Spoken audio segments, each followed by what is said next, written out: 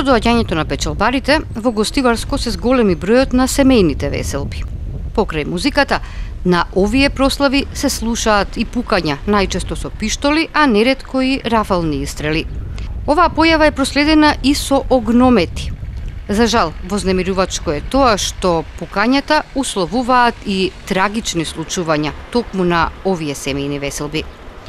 Иако се слушаат пукотници од сите страни, засега гостиварци не сакаат да се замерат со своите соседи и да го пријават нарушувањето на јавниот ред и мир.